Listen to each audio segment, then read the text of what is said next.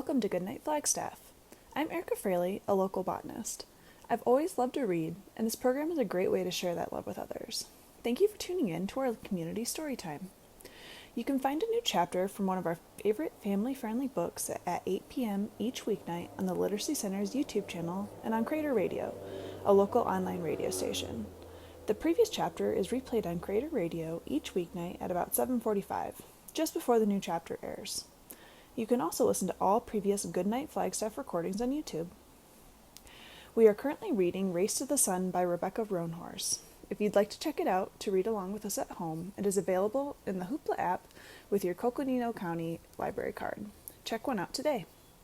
Please email us if you'd like to join our team of readers and connect with your community through stories. All ages are welcome. Our email is goodnightflagstaff@gmail.com. Last time we read together, Nahoni and Davery go in between the closing canyon walls to try and rescue Mac. Nahoni discovers that she can see in the dark and has super speed, but when she catches up to Mac, Mac is not Mac, but a monster that she has to fight.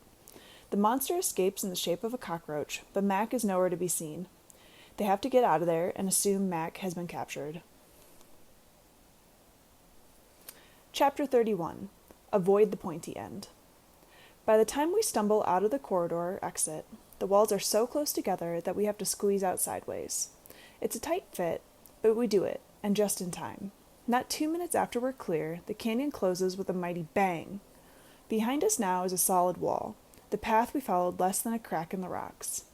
And stretching to the left, running parallel to the riverbed and extending all the way across the valley floor, is the Rainbow Road. It's no longer a faraway glimmer, but an up-close ribbon of bright colors. It makes me want to cry. It's like a taunt, because I flunked the first test. How could I lose Mac, I wail. I was supposed to protect him. Some hero I am. I sink to the ground and put my head in my hands. Davery sits down next to me and puts an arm around my shoulders. You were totally heroic back there. You ran faster than I thought was humanly possible, without stumbling in the dark. And you fought off the Mac monster. I know he's trying to make me feel better, but all I keep thinking is that I'm a complete failure. I should never have let Mac out of my sight, I say between sniffles. I should have run after him right away and... Mac acted impulsively as usual, Davery says. He didn't listen to Spider-Woman, or to you. It sucks that he's gone, but he did it to himself. He's just a kid, I protest, pushing Davery away in frustration. A kid with ancestral powers, remember? Davery says. He's related to Born for Water. Don't underestimate what he can do against an enemy. But Mr. Charles, if it's true that Mr. Charles got him, Davery cuts in, then he's probably in the same place your dad is now. We've got to keep going. If we find one of them, we'll find the other. I nod and wipe away my tears, feeling a little better. At least maybe he's not alone then. We'll rescue them both, but first we have to get through these trials and get the weapons we need. Mac would understand. We need to stay focused. But how can we keep going if I failed the first trial? Aren't I disqualified? Doesn't look like it to me, Davery says, pointing to the ground. The Rainbow Road is your proof. I hope you're right, I say, standing up and trying to pull myself together. My legs feel shaky, and I feel a tension headache coming on. What's worse, I'm going to have to do like a month's worth of Mac's chores for this. We thought the talking rocks weren't going to be so bad. What's our next trial? Knives, Davery says. A field of knives. Great, I say, sighing heavily. Something else trying to kill us. Knives shouldn't be too hard, Davery says optimistically. We just need to avoid the pointy end. That sounds like it's going to be easier said than done, but we don't have much choice but to move forward, since the rock wall has cut off our access to anything behind us. We walk on the rainbow. Slowly the landscape changes, the desert cliffs and sand dunes giving way to scrubbier green with low mountains squatting on the horizon. The sun keeps rising in the sky, and in the distance, light glints off a small lake. It's pretty here, different from Canyon de Chelly, but pretty all the same. The rainbow at our feet stays steady, but soon the solid ground turns into swampy marshland, and before we know it, we're wading through ankle-deep water. The lake extends farther than I expected. All around us are tall, thin reeds, and eventually they become so thick it's hard to push our way through. Wish we had a knife of our own about now to cut through these reeds, Davery says. He swats at the gnats that have started to swarm around our heads in annoying clouds. Ouch, I say, as something pokes me in the calf. I look down, figuring there'll be a bug bite, but all I see are knee-high stalks of brown reeds. Hey, Davery says, reaching for his own calf. These reeds are sharp. And getting sharper, I exclaim, as one cuts me in the back of the hand. Uh-oh, Davery says. I think we found our field of knives. What do we do? I say as another reed slices my leg. Maybe we should turn back. We stop in the middle of the swamp. Davery and I stand back to back and survey our little patch of land. We're surrounded on all sides by reeds tipped with razor-sharp cattails. We've only made it about halfway across the valley, and the rainbow road behind us is already fading. Ahead of us, the colors are still strong. I don't think we can turn back. Davery swallows nervously. I'm fresh out of ideas. I shift, the mud sucking at my sneakers, and suddenly I have an idea. Grab some mud, I tell Davery. What now? I'm dirty enough. No, you're not. If we cover our skin and clothes in mud, it will protect us from the reeds. Davery's eyes light up. Genius, he says. I think that's the first time you've ever called me that. Well, it's the first time you've ever had a really genius idea. He scoops up a handful of swamp mud and starts coating his arms with it. Whatever, I say, doing the same thing. The seat of my jeans is still pretty much covered in mud, so I concentrate on covering my legs and arms. I have genius ideas all the time. How about that time we had to share that vanilla shake, and you said get 2 straws, but I said no, get an extra cup, and then we can each have our own.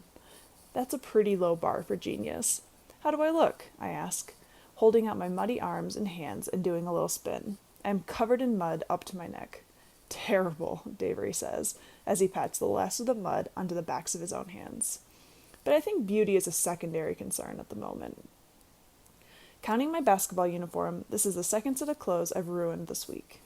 Staying close together, we start walking forward slowly, careful to stay on the rainbow road. I can feel the sharp reeds brushing against my legs, but this time they don't cut. It's working. I think it's even keeping the gnats away, I say. Uh-oh, Davery says. I know it's keeping the gnats away, and it's not the mud. Look up. Above us, dark thunderclouds have started to gather. They're rolling in heavy with rain, just like the ones we woke up to this morning. If the rain washes us off, we're done for, says Davery. I feel the first big drop of water hit my face. Another splats on my nose, and then the whole sky opens up, as if someone turned on a faucet, and the rain falls in a drenching super soaker like downpour. Hurry, I say.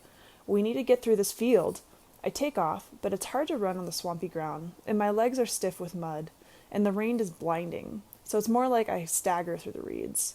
I can see the edge, Davery says behind me. Keep going. Stay on the rainbow road. I do as he says, stumbling forward as best I can. When I start to fall, I reach out to steady myself, and a reed slices my palm. I look down. The rain has washed all the mud off me. Oh no, I can see the end of the marsh now, too, but we still have a long way to go, and all my protection is gone. I tuck my hands inside the sleeves of my hoodie and keep going. The reeds whip me, and it feels like I'm being cut by tiny razor blades. I'm sure my legs are bleeding, and my favorite jeans are getting shredded. Finally, I stagger out of the reeds and into the clearing on the other side of the swamp. I drop to my knees. Davery lurches out behind me. His jeans are also torn, and his hands are bloody. He falls to his knees beside me, soaked and exhausted. We made it, I say triumphantly. Trial 2, in the dust. Not only did we make it, he says, wheezing, but we definitely became more stylish. He lifts one leg in the air, showing off his ripped jeans. Pretty cool, I admit. This story is definitely going on my YouTube channel. You don't have a YouTube channel, he says. Not yet. Goals, Davery, I have goals. He rolls his eyes and gets to his feet. Puts a hand up to shade his face. It stopped raining, he observes. He swats the air. And the gnats are back. The timing of the rain is suspicious, or maybe just unlucky, but I definitely don't want to stick around the swamp and get eaten alive by gnats. Let's keep going, I say. Thankfully, the rainbow road still stretches before us. What's next? A prom of thorns. I groan. I don't think I can take any more nature trying to make us bleed. Maybe it isn't literally thorns, Davery says thoughtfully. A prom. What could that mean? I look around. We're still in the middle of nowhere, basically. I can't see any houses, and we haven't seen any people since we left Spider-Woman. Well, I'll tell you one thing. I don't think we're going to come across a school dance out here. Then what's that? Davery asks, pointing into the distance. Maybe I need glasses, too. I squint to see better. Sure enough, there's some kind of building ahead. It's 1-story and square, and it looks a lot like the gym back at our school.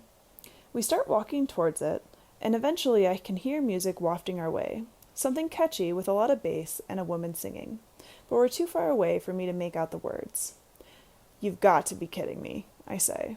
Not kidding, Davery says. Because I see now that the Rainbow Road is leading right up to the doors of the gym. If we want to stay on the road, we have to go inside. Well, you said you didn't want any more nature. I guess the holy people heard you.